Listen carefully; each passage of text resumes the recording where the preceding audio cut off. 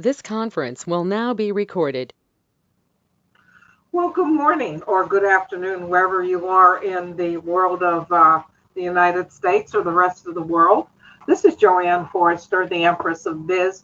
I'm working with my new collaborative partner, Sal Acosta, who I call Sal the Duke of Business, because he has to have a title. I have a title, so he should have a title. What we're going to be talking about today, as with the three of us, we're all business consultants. We've all been there, done that, and probably we have between the three of us at least 90 years experience. So, this is the opportunity for you to hear what we have seen, what we may have done. I certainly am guilty of doing some of these things. And we're going to have a good conversation on the surprises that no one tells you about that gets you into business failure. So my guest is, besides Sal, is Gary Rosenthal. Am I pronouncing it? Pardon me? Rosensteel. Rosensteel. I need you to speak up louder too. You're not okay. So it's Gary Rosensteel of NuCoPro company. Gary, how long have you been doing consulting like this? Well, let me start by saying I never use the C word. I'm a business therapist. Okay. I particularly don't use that word because it isn't really a designation of what I do. But as far as NuCoPro has existed for about a dozen years. It came out of my background. I had spent, say, 25 years or so in Fortune 100 here in the city of Pittsburgh, and also in LA. I lived out there for 11 years. And then I've spent over 20 years in the entrepreneurial world, where I founded several companies and being a key executive in other companies. And it was through that I found myself in a situation where people were coming to me or referring people to me for advice, and I really enjoyed it. So then I decided to found NuCoPro and start helping other companies. Initially, I was working with early stage startup companies for a number of years, and now I have moved to where I am working with companies that have got past that startup stage, and now they're at an inflection point where they're going to the next level of their development, and quite often stumbling with being able to make that transition to a different type of business. Right. Yeah. Hey, Gary, when you talk about that inflection point, because businesses come in all shapes and sizes, could you give maybe some numbers around that, like a range of revenue, range of employees, profit? I mean, more or less, when do you see that inflection point happening? It's not a specific number of either. I'd say it's more engaged with how many people are involved in your company. When it goes from me in the garage to, okay, now it's me and 3 other people or 4 other people. When you start adding other people to the company, is really when it starts to change. And it's very difficult for the founder who had to do everything from day one to now realize that this company's in a different position now, and we need to, let's say, apportion who's doing what to whom on what frequency, kind of thing, instead of me doing everything. That's really what they're dealing with, is they have to make this transition to an operational company from a startup. Yeah, I've worked a lot with those who have gone from one of my clients, from one employee to 60 plus before she's sold out, and getting her to let go of everything was very difficult. Selling that was probably saved her life, and she made a lot of money.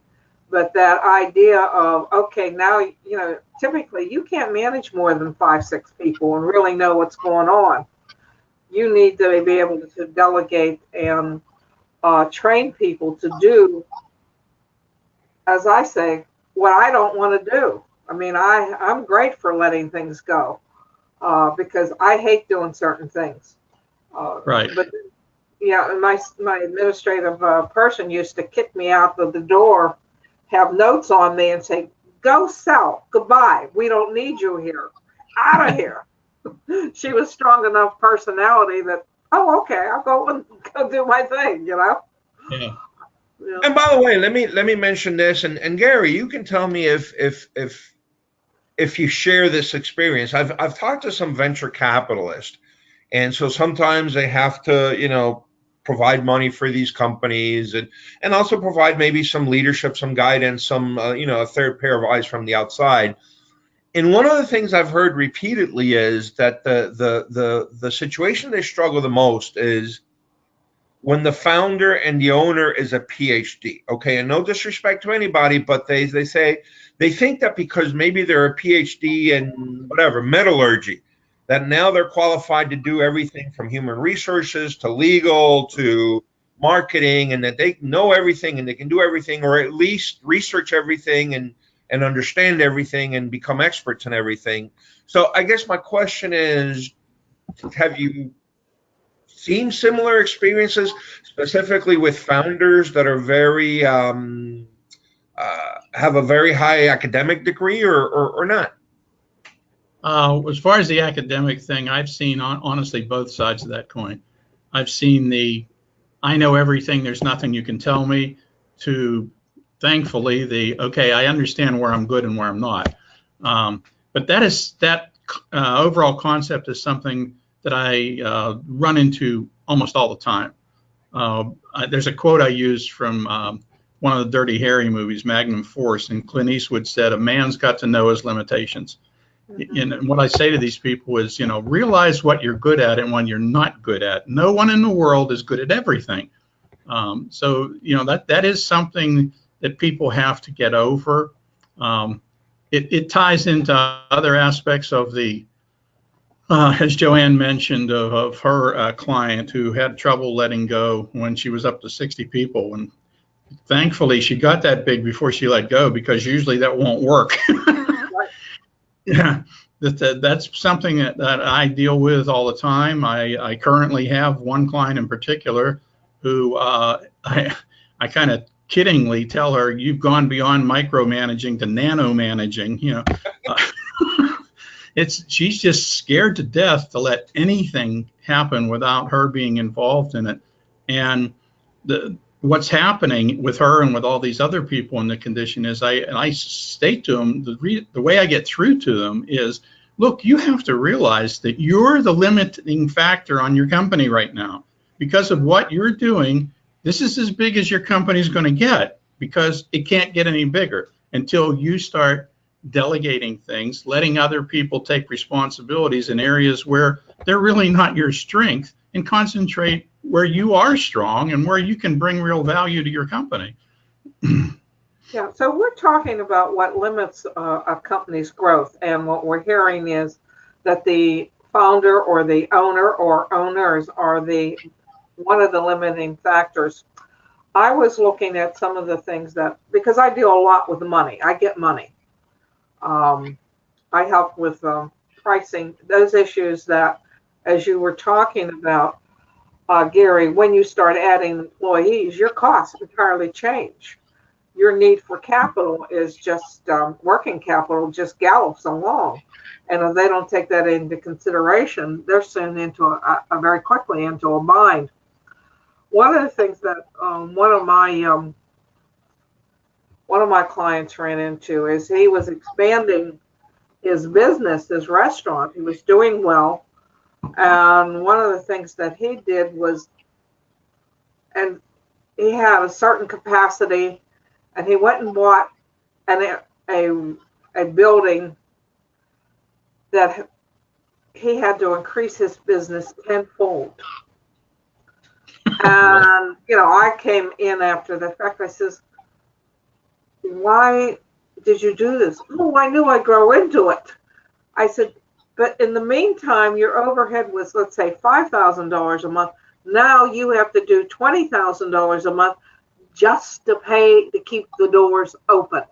Right. So a lot of times in growth, the people don't look at what it takes to, my overhead this thing, and now I'm jumping into a much bigger box. do I have the sales to do it? And that can kill a company. And often real estate leasing agents, they really don't care. Yeah. They don't, they want you to sign the contract. And one of the things that I also have is people sign the contract before they know they have the financing. And that can kill you. By the way, JoAnn, let me mention this, because you just reminded me of a particular client that I had that did exactly the same thing, except in the retail space. She had a store that was, and I'm going from memory on all this, but let's say in the 800 to 1,000 square foot range, and was doing very well. I mean, from startup, she was doing gangbusters. The financial history is there. But then she said, okay, if I'm doing really well with whatever it was, 800 to 1,000 square feet, I'm going to do really, really well with 5,000 square feet. And she made that level of jump. She went from 800 to 1,000 to 5,000. And sales did increase, by the way, because the 5,000 square foot store, I saw it, was absolutely lovely. I mean, people would go just because of the storefront, the location, so everything. But to your point, the sales didn't increase enough to pay for that overhead. And then, so what happened, long story short, is when she was in the smaller store, she was extremely profitable. When she went to the bigger store, she was basically working for the landlord. Yeah. Then she calls me because now she's struggling, realizes she's gotten in over her head, has a wonderful store, calls me to sell it, but doesn't realize that it's very hard to sell a business that's break even. And so we struggled with all that, and I guess maybe the only learning is recognize that when you take these big step functions, you may impact the value of your business and your ability to sell it if things don't go the way you like. So you better make it work. Right. And the landlord really, when you go to sell that, because I've sat on loan review boards, trying to get a landlord waiver because we're selling it and we're trying to refinance what's going on. It's not always easy. And that can become a nightmare in itself and sabotage the business.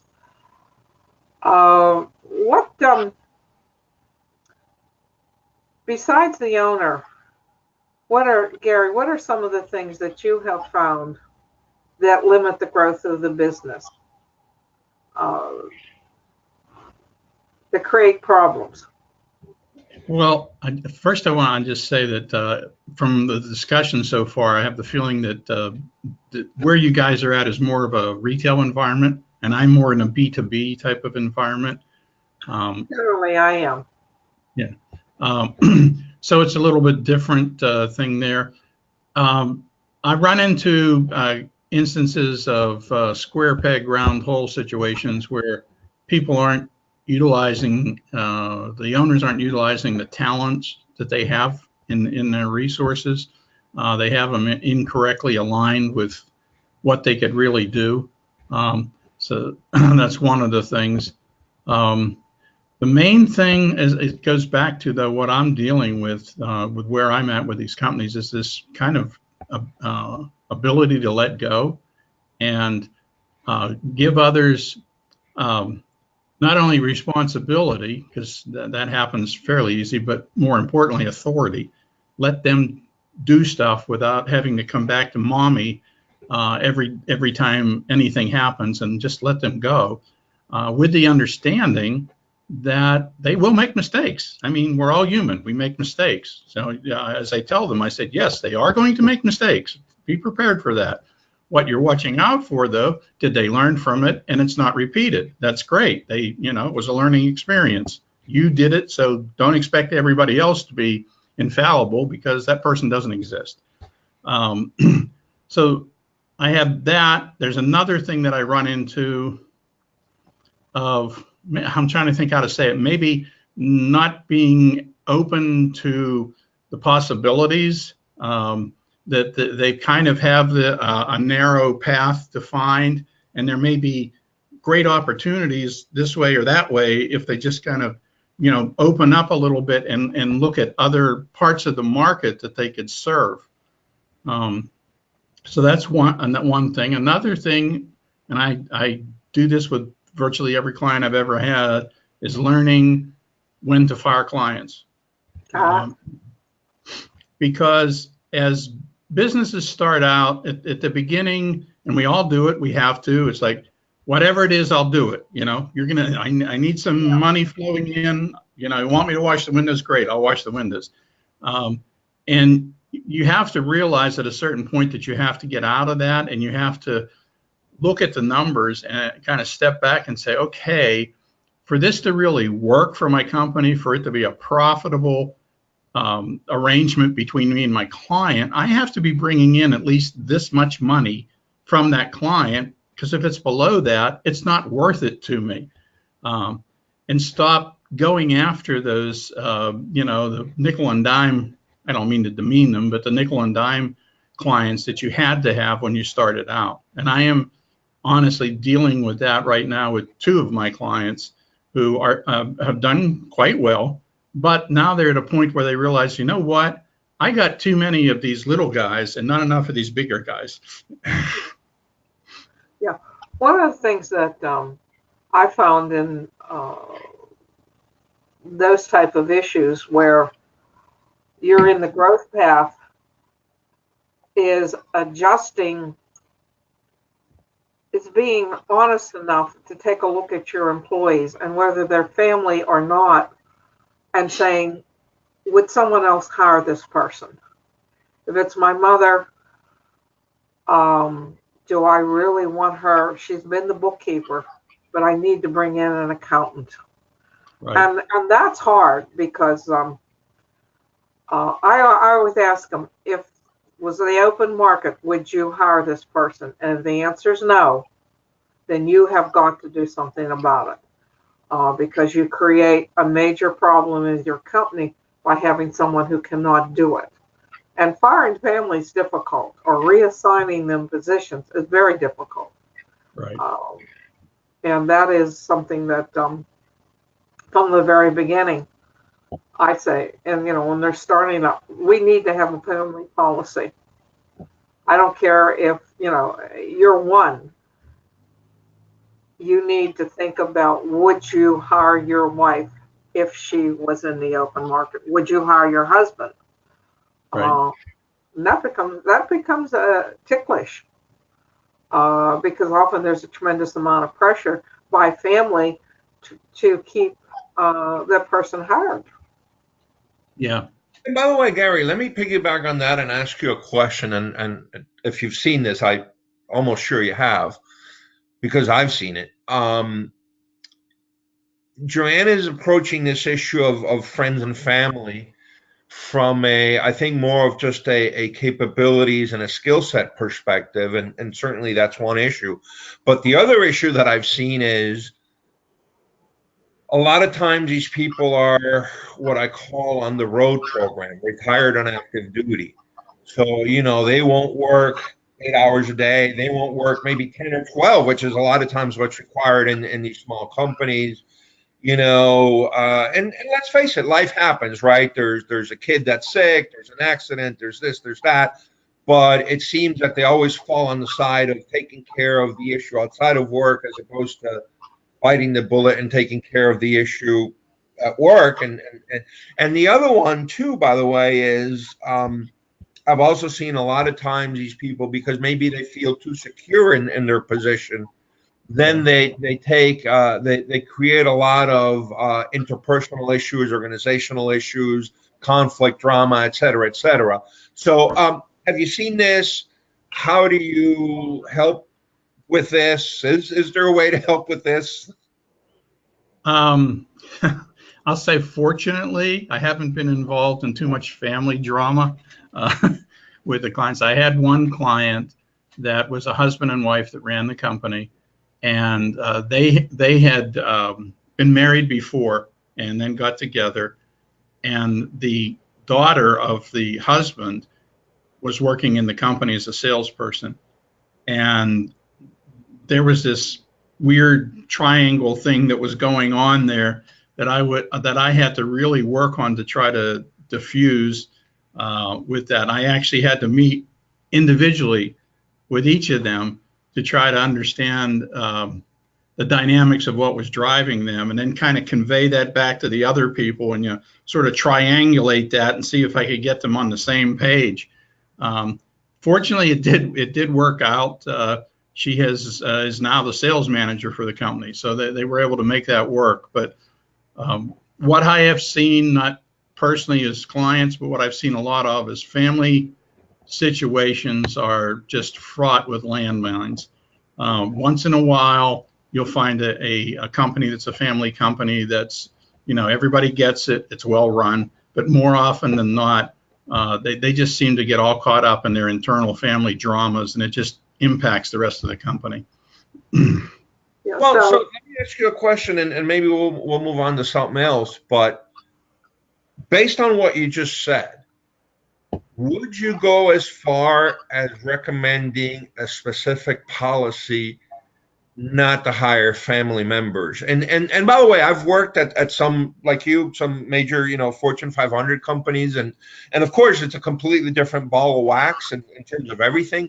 But at least many years ago, even these big companies actually had a whatever it was called, the no nepotism policy, Right. or however. Long story short, you couldn't hire family members, spouses, whatever the case may be, because even within this context of this very big company, it's still turned into a mess. So if it was a proactive thing, would you recommend having that policy, or at least not doing that?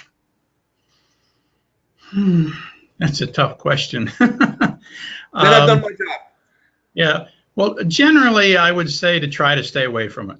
And I would have to put it that way. I hate to make a black and white rule. I hate to do that kind of anywhere, but sometimes it may work really well. So I've seen cases, husbands and wives. It's the sum of the parts is greater. 1 + 1 = 3 kind of thing. So I couldn't make a hard and fast rule, but I would generally say to try to stay away from it, because the opportunity for negative outcome is much greater than the opportunity for positive outcome. Yeah, one of the things that I see happening when a company gets into trouble is that often people they were with you from the beginning, whoever it is, and then trying to move them up into the next position to the person who, instead of the bookkeeper, being the full-fledged accountant or something. How do you handle that? How do you, people have been loyal, they've helped you get to a certain stage, and then all of a sudden you realize that they don't have the skills, and you're going to have to do something, and that causes a lot of it could be a friend, it could just be an employee who's with you. I think that's one of the things that is a hard thing for a small business owner to do, is to know when to cut that, to push that person into either, no, you can't be the accountant for the company. We need you still in this role. And that can sabotage a company's growth. Have you guys experienced that? Well, I've experienced those situations both when I was in the Fortune 100 world and now in the startup world. To me, when those things come up, if I see the person, the company owner, handling that right, I kind of feel like, okay, today was the day you grew up. Because you have to realize that, you have to understand that the first responsibility, the first thing you have to do is think about the business. And then after that, it's the people. And I don't mean that in a bad sense, but you are the one who is responsible for this entity, this company, continuing to exist and grow. So your decisions have to be initially based on that. What is the best thing for the business? And if the best thing for the business is that we need to bring somebody else in to do this thing because this person just doesn't have the ability, you just have to face that. You have to sit down with the person and explain it to them. If they're unhappy, they want to leave, they're going to have to leave. Yeah, and does everybody handle it that way? No, they don't. But that to me is when, like I said, that's when I see business people start to really kind of grow up into that role of, okay, I own this business. I have to make sure the business is viable and will move forward. It's not that I don't care about the people side of it, but in this case, my primary consideration is the business. Yeah.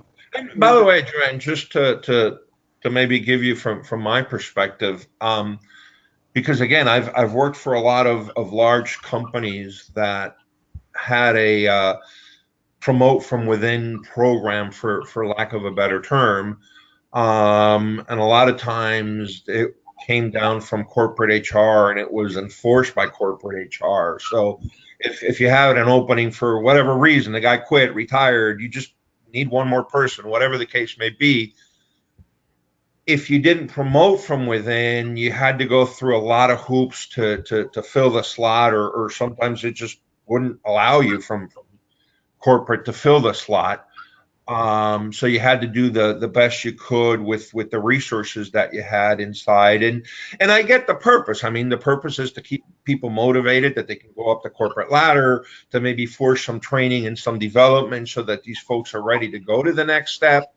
But like any program or any initiative, right, when it just becomes a blind dictum, then you get, really, really bad outcomes. And I've seen that. So, and it's unfortunate because sometimes you put people in the wrong slot. They're overwhelmed. They're in over their own heads. They're not enjoying what they're doing. They're hurting the company. So a little common sense has to prevail. But when all these policies are written in black and white and come down as an edict, then you tend to lose that common sense.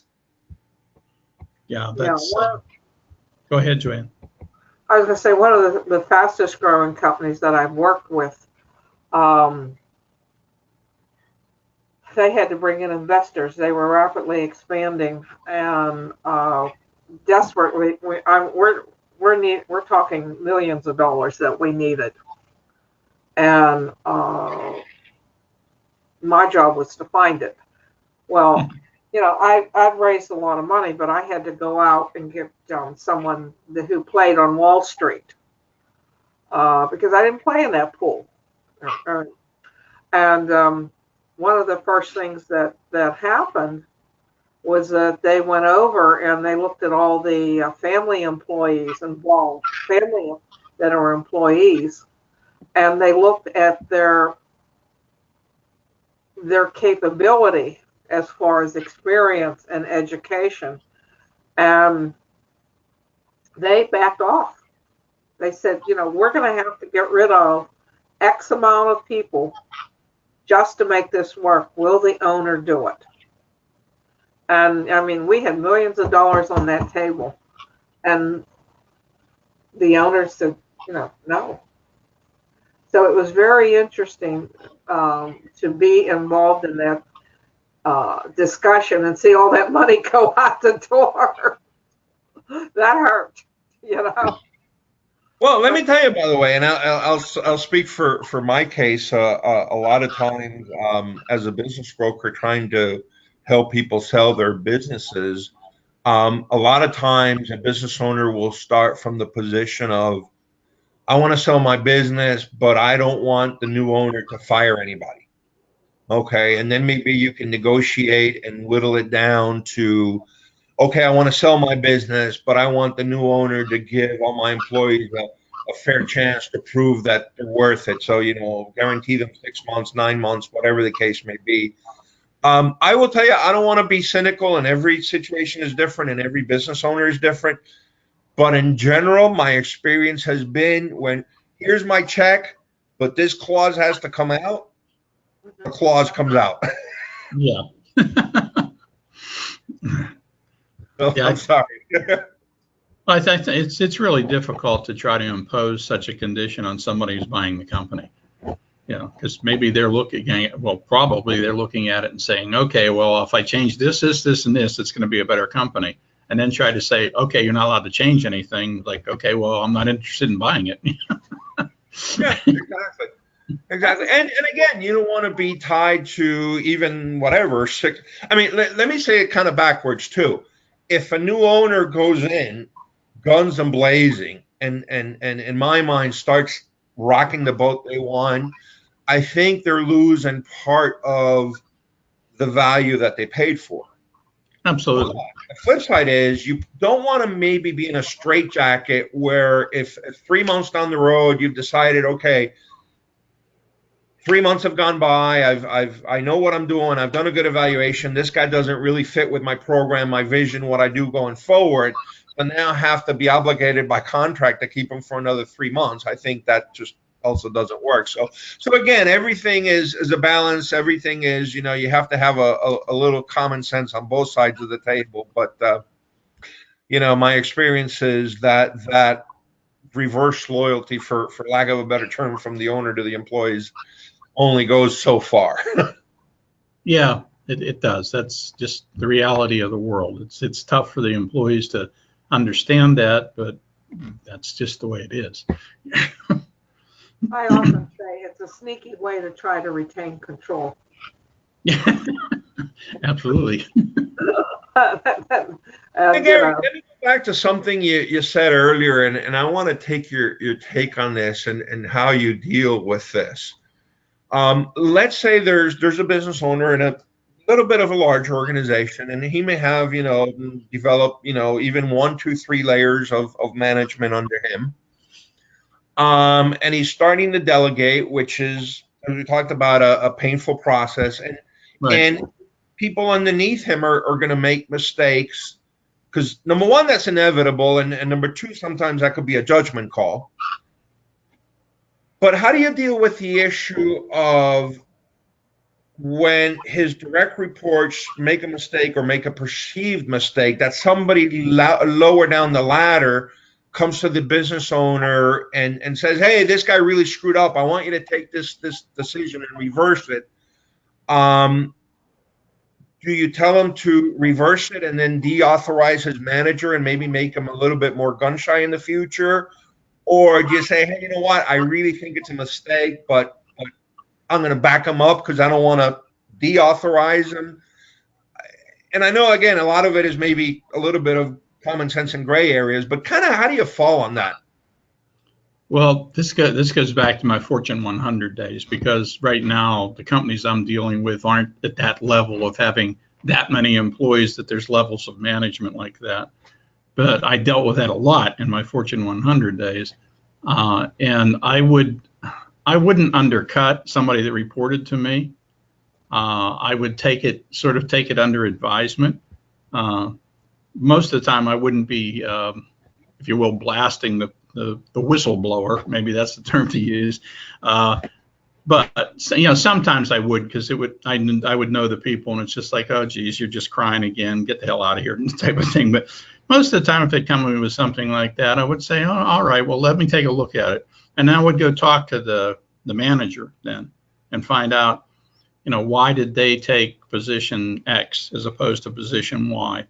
Maybe there was a valid reason I didn't know about, but maybe there wasn't. And if the original person had perceived the situation correctly and the manager wasn't perceiving it correctly, then I would talk to them and explain why the decision should be the other way, and let them kind of make that change.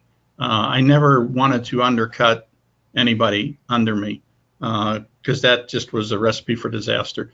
So I was always very open with everybody that reported to me on kind of all aspects. It was like, here's the good stuff and here's the bad stuff. And I took the position with them, and I told them openly. I said, here's the way it works. You get the credit, I'll take the blame. and I did. And the people saw that, and they appreciated that I wasn't hanging them out to dry. And when they did good work, somebody would say to me, "Oh, that was a great job," and I would kind of turn sideways and go, "Here's the person that did it," you know.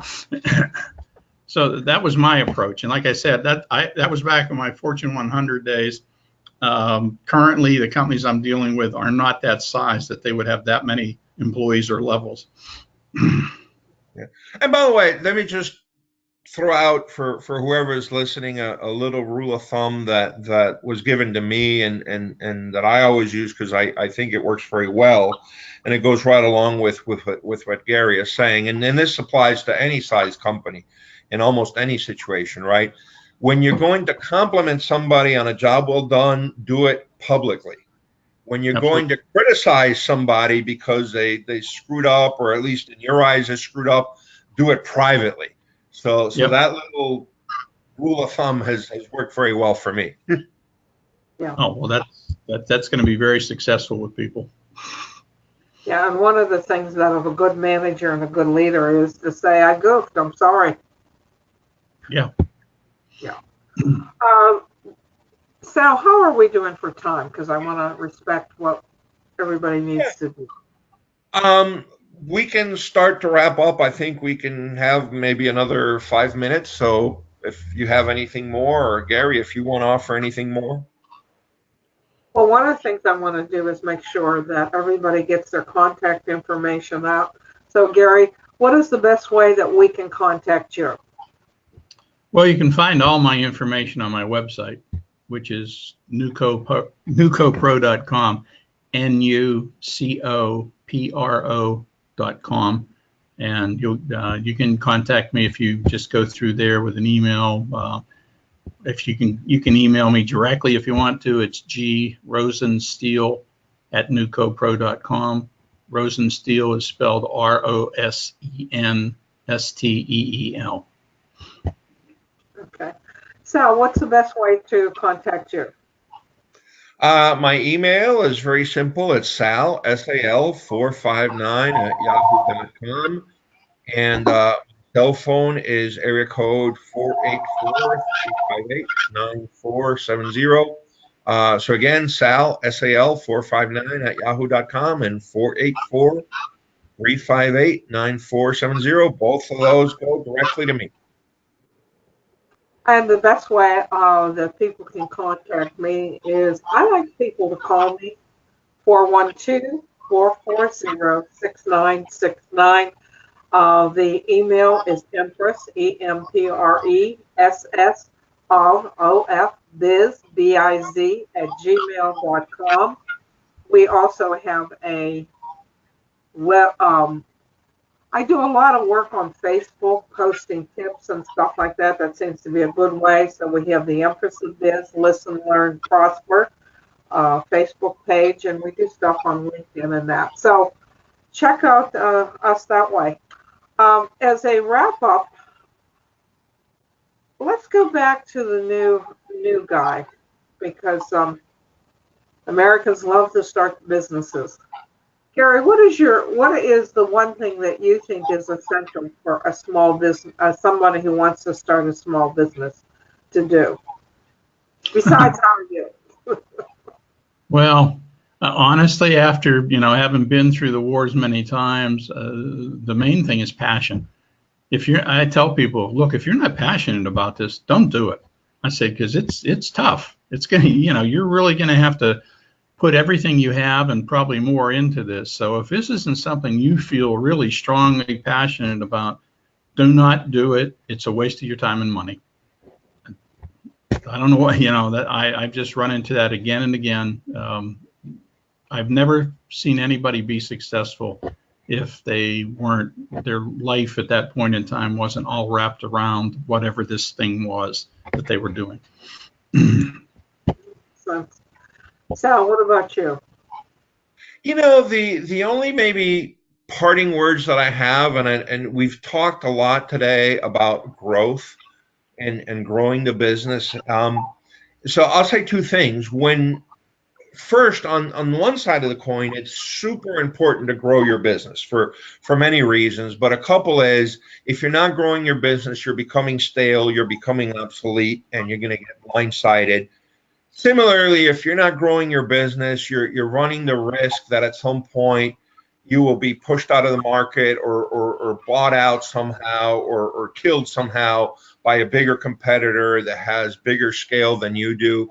So for these reasons, it's very important to grow the business. But at the same time, the flip side of the coin is we always think of growth as purely a positive thing. And I once worked for a company that had 7 years in a row of 100% growth, which means it doubled every year for 7 years in a row. And you guys can do the math and you guys can do the compounding as well as I can. And I'm not going to go as far as saying that it was actually destructive. Okay, there is a growth rate that actually becomes chaotic and becomes destructive. So I think it's important for business owners, whether they're just starting out and laying out plans, or whether they're already trying to hit those inflection points, to recognize that balance between the necessity of growth and not letting it become self-destructive. And by the way, I'm going to go out on a limb, and this is purely a rule of thumb. There's no scientific research behind this other than my own personal experience. But I've come to the conclusion that growth rates above 20% start to become destructive, start to become chaotic, start to become really hard to manage. Unless you're a Mark Zuckerberg or an Elon Musk or one of these guys, which, most of us normal humans are not. So think about what growth rate you can control. Yeah. And my basic, I'm a very practical person. Besides being passionate and being understanding what you're getting into and the sacrifices that you're going to make, my part is that you really need to understand the numbers. You need to understand your tolerance of risk. If you're a person that does not tolerate financial risk well, then you really need to think about what your comfort level is and where you're going to operate. Because if you grow, let's say 100%, 7 years in a row, you probably end up with a heart attack because it's outside your comfort range. So I think that when people go into business, they really need to understand who they are, what they want out of the business, and what they don't want out of the business. Now, as you get comfortable and you accomplish new things, your horizons may grow, and you're ready for a large leap. But you need to have time each year to examine who you are, where you're going, and why you're there.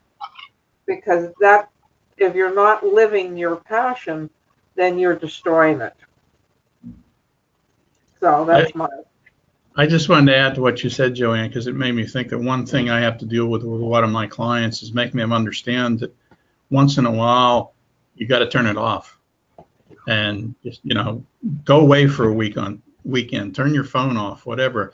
I explained to them that it's not doing them any good to continually be down in the arena, if you will. That stepping away is going to be very beneficial for them on an occasional basis, just to recharge.